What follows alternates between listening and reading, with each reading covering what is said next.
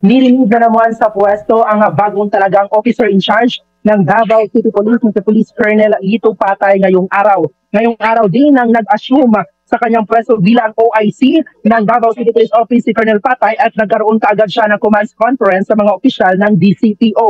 Sa kalagitnaan ng kanyang command conference kaninang umaga ay biglang may tumawag sa kanya at sinabihan na ni-recall ang kanyang designation na bilang OIC ng DCPO. Ayon naman kay Police Major Catherine De La Rey, ang spokesperson ng Davao or spokesperson ng PRO 11, wala pang konkretong detalye sa pag-relieve kay Patay sa pwesto. Papalit kay Colonel Patay bilang bagong OIC ng Davao City Police Office simula ngayong araw din si Police Colonel Sherwin Butel na dating hepe ng Regional Information and Communications Technology Management Division ng Police Regional Office 11. Ililipat naman si Colonel Patay bilang bagong hepe ng Regional Operations Division ng PRO 11. Si Patay ang pinakamaikling nanungkulan bilang OIC ng DCPO sa loob lang ng mahigit 3 oras. Balik sa inyo. Nako, hindi pa nag-iinit ang pet sa upuan. At parang nakakaya na habang nagko-command conference, biglang may tumawag at sabing, hindi ka na ang commander. Oo nga eh. Ano naman ang na-interview niyo ba si Colonel Patay kung ano masabi niya?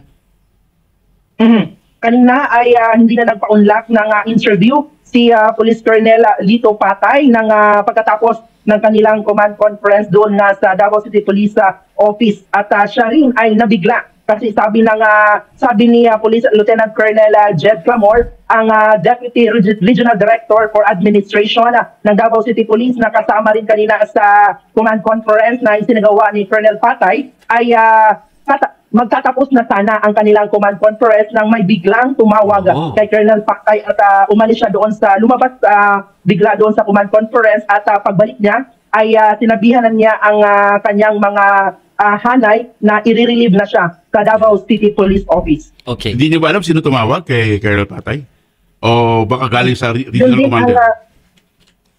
Yes, tama. Yun din ang tanong natin kanina kay Police Lieutenant Colonel Jed Clamor nang nakausap natin siya. Ito siya yung Deputy City Director for Administration ng Davao City Police at ang sabi niya, wala pa siyang idea kung sino ang tumawag kanina kay Colonel Patay. At sabi din ni Police Major Catherine De La Rey ng PRO 11 na pirmado ni Police Brigadier General Nicolas Torre III, ang Regional Director ng PRO 11, ang nasabing order. Okay. Meron bang reaction kay Mayor Basde? Dahil alam mo, bago ka ma-appoint na police chief, may bas-bas ng mayor yan eh. May pasit-tabi. Oo.